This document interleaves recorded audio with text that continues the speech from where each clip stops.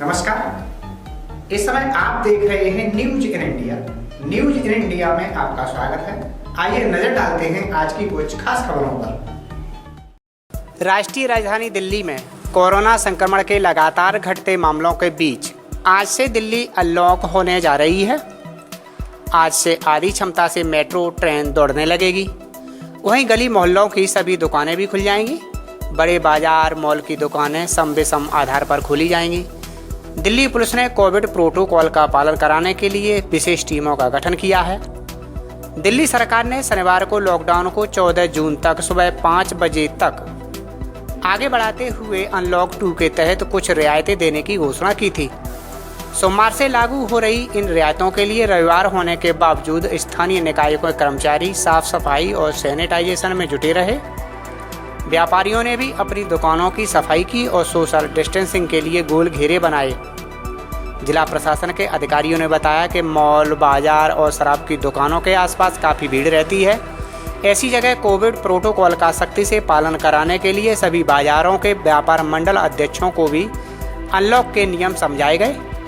दक्षिण पूर्वी जिले के एक पुलिस अधिकारी ने बताया कि 50 टीमों का गठन किया गया है जो भीड़ भाड़ वाले इलाकों में पुलिस लोगों पर नजर रखेगी। उन्होंने बताया कि लाजपत नगर मार्केट के लिए अलग से 10 टीमें तैनात की गई हैं।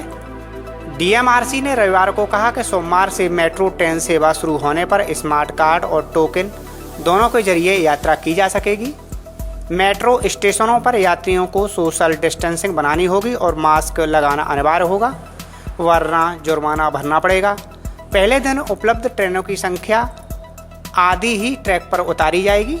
ट्रेन सेवाएं विभिन्न मार्गों पर 5 से 15 मिनट के अंतराल पर चलेंगी। बुधवार से और ज़्यादा ट्रेनों को ट्रैक पर उतारा जाएगा। मेट्रो ट्रेन सेवाएं दिल्ली में कोरोना संक्रमण बढ़ने पर 10 मई को बंद कर दी गई थी। जिन चीज़ों में जो रियायत दी गई है उनमें मेट्रो ट्रेन 50% यात्रा क्षमता के साथ चल पाएंगी। सम विषम के आधार पर मॉल्स और दुकानें खुल पाएंगी। निजी सरकारी दफ्तरों में 50% कर्मचारी आएंगे। कंटेनमेंट जोन छोड़कर मोहल्लों की सभी दुकानें खुलेंगी। शराब की दुकानें भी सम विषम के आधार पर ही खुल सकेंगी। आजमगढ़ में बरदा थाना क्षेत्र के बहुआ पार गांव के पास सड़क के किनारे पुलिया की दीवार में अनियंत्रित होकर प्राइवेट बस टकरा गई। बस में सवार करीब 35 लोग घायल हो गए।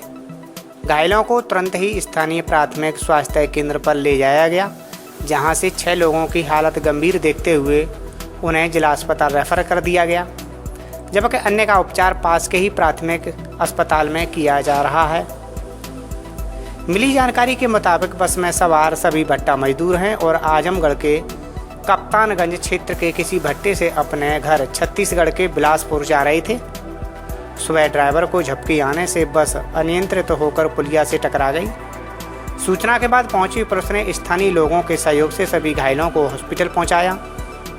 पुलिस ने बताया कि मजदूर कप्तानगंज क्षेत्र में इंद्रजीत पांडे के भट्टे पर काम करते हैं। घर जाने के लिए इलाहाबाद से बस आई थी जो इनको लेकर छत्तीसगढ़ के लिए निकली थी, लेकिन चालक टीपू खान को नींद आ गई, जिससे ये सड़क हादसा हो गया। मुंबई के बांद्रा इलाके में एक इमारत का हिस्सा गिरने से एक की मौत हो गई, जबकि कई लोग घायल हो गए हैं। घायलों को नजदीकी अस्पताल में भर्ती कराया गया है। वहीं 17 लोगों को अभी तक रेस्क्यू किया जा चुका है। मौके पर मौजूद अग्निशमन और पुलिस विभाग के अधिकारी बचाव कार्य में लगे हुए हैं। वहीं हादसे के बाद बांद्रा के कांग्रेस विधायक जीशान सिद्दीकी भी मौके पर पहुंचे। सिद्दीकी ने कहा कि इमारत का हिस्सा करीब 1:30 बजे गिरा था। वहीं बता दें, मुंबई में हादसे के वक्त हो रही बारिश के कारण फायर ब्रिगेड के जवानों को मलबा हटाने में बेहद दिक्कतों का सामना करना पड़ रहा था। बिल्डिंग के मलबे का हिस्सा आसपास के घरों में भी गिरा था। तकरीबन 1:30 बजे हादसा हुआ है। जैसे हादसा हुआ मुझे भी फ़ोन आया, फायर ब्रिगेड भी इधर पहुंची, पुलिस भी पहुंची। दुर्भाग्यपूर्ण है कि एक यंग लड़का अपने 20s में होएगा, 26-27 साल का, उसकी मृत्यु हो गई है। लड़का बिहार से रियाज करते उसका नाम है।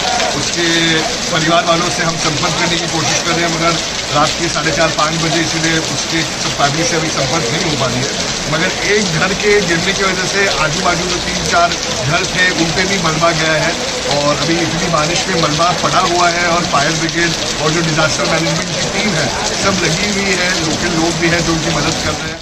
यूपी के जनपद महाराजगंज के थाना गोगली का क्षेत्राधिकारी सदर अजय सिंह चौहान ने आकस्मिक निरीक्षण किया। थाने आए हुए फरियादियों और विवेचकों से वार्ता करके विवेचनाओं को गुणवत्तापूर्वक सीख निस्तारण के आवश्यक दिशा निर्देश दिए। वहीं जिले के एसपी प्रदीप गुप्ता ने उप निर्वाचन नामांकन के दौरान क्षेत्र में शांति व्यवस्था बनाए रखने के लिए और उनकी कार्यशैली को देखते हुए सीओ सदर अजय सिंह चौहान को प्रशस्ति पत्र देकर सम्मानित किया। तरक्की कभी ये नहीं पूछती कि आप कहां से आ रहे हो, बस ये पूछती है कि आप कहां जाना चाहते हो। तरक्की कभी ये नहीं पूछती कि आप कौन हो, बस ये पूछती है कि आप क्या बनना चाहते हो। तरक्की आपको कभी नए रास्ते दिखाएगी तो कभी नए दोस्तों से मिलवाएगी। बस आपको तय करनी है आपके तरक्की की रफ्तार, एक नई सोच और हर रोज कुछ बेहतर करने की प्रेरणा, अपने लिए और अपनों के लिए।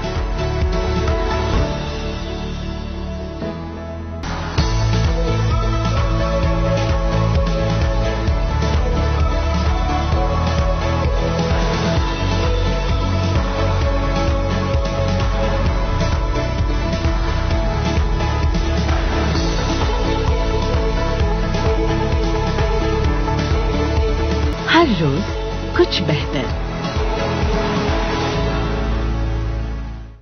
यूपी के जनपद प्रतापगढ़ में जयमाला के दौरान साथियों के साथ फिल्मी गीतों पर थिरक रहे दूल्हे ने दुल्हन को डांस करने के लिए खींच लिया। इससे भड़की दुल्हन ने शादी से इनकार कर दिया। बाद में दूल्हा समेत बारातियों को दुल्हन पक्ष के लोगों ने बंधक बना लिया। आपको बता दें कि मानधाता थाना क्षेत्र के टिकरी के रहने वाले युवक की शादी कुटलिया अहिना की रहने वाली युवती से तय हुई थी। शनिवार को लड़की पक्ष के घर बारात पहुंची। बताया जाता है कि नशे में धुत एक बाराती ने नाश्ता बनाने वाले के मुंह पर चाट से भरा हुआ दोना फेंक दिया। इस पर दोनों पक्षों में मारपीट हो गई। हालांकि किसी तरह बुजुर्गों ने माहौल को शांत करा दिया। रात 11:30 बजे जयमाला के समय साथियों के साथ नाच रहे दूल्हे ने साथ डांस करने के लिए दुल्हन का हाथ पकड़कर अपनी ओर खींच लिया। उस पर डांस करने का दबाव भी बनाने लगा। ये बात दुल्हन को नागवार गुजरी। दुल्हन भड़क गई और दूल्हे को नशे में धुत बताते हुए शादी से इनकार कर दिया। इसके बाद घरातियों ने दूल्हे और नशे में धुत बारातियों को बंधक बना लिया। कई बारातियों की लोगों ने मारपीट भी की। काफी मान मनोबल के बाद बारातियों को छोड़ दिया गया, लेकिन दूल्हे और उसके परिजनों को नहीं छोड़ा। रात में ही मानदाता थाने की पुलिस को सूचना दी गई, लेकिन सुबह आने की बात कहते हुए पुलिस कर्मियों ने फोन काट दिया। रविवार को मानदाता पुलिस की मौजूदगी में दुल्हन से पूछा गया तो उसने शादी से इनकार कर दिया। इसके बाद दुल्हन के परिजनों ने शादी में हुए खर्च के 4 लाख रुपए और 1 लाख रुपए जेवर के मांगे। दूल्हा पक्ष के लोगों ने 5 लाख रुपए का भुगतान कर दिया। इसके बाद दूल्हे और उसके परिजनों को छोड़ा गया। उत्तर प्रदेश के एटा जिले में नेशनल हाईवे पर सोमवार तड़के भीषण सड़क हादसा हो गया। बाईपास नेशनल हाईवे पर डीसीएम और ट्रक की टक्कर हो गई। इस हादसे के बाद दोनों वाहनों में आग लग गई। ट्रक पर लदे स्वराज कंपनी के 9 ट्रैक्टर भी जलकर खाक हो गए। वहीं आग में जलकर डीसीएम चालक की मौत हो गई है, जबकि 2 लोग गंभीर रूप से घायल हुए हैं। यह हादसा थाना पिलुआ क्षेत्र में हुआ। सूचना पर पहुंची पुलिस ने घायलों को जिला अस्पताल में भर्ती कराया है। वहीं दमकल कर्मियों ने कड़ी मशक्कत के बाद वाहनों में लगी आग पर काबू पाया। डीसीएम के चालक की पहचान नहीं हो सकी है। डीसीएम में सवार रोहित गांव सेमरी थाना बिछवा जिला मैनपुरी का रहने वाला है, जिसका अस्पताल में इलाज जारी है। दूसरे घायल के बारे में पुलिस जानकारी जुटा रही है। तरक्की कभी ये नहीं पूछती कि आप कहां से आ रहे हो, बस ये पूछती है कि आप कहां जाना चाहते हो। तरक्की कभी ये नहीं पूछती कि आप कौन हो, बस ये पूछती है कि आप क्या बनना चाहते हो। तरक्की आपको कभी नए रास्ते दिखाएगी तो कभी नए दोस्तों से मिलवाएगी। बस आपको तय करनी है आपके तरक्की की रफ्तार, एक नई सोच और हर रोज कुछ बेहतर करने की प्रेरणा, अपने लिए और अपनों के लिए।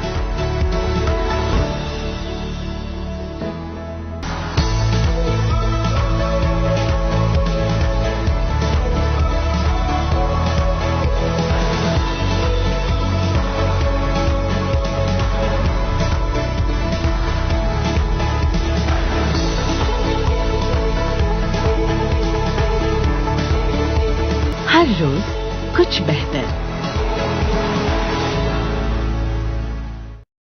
रोजाना बढ़ते पेट्रोल डीजल के दामों ने कोरोना काल में देशवासियों की मुसीबतें बढ़ा दी हैं।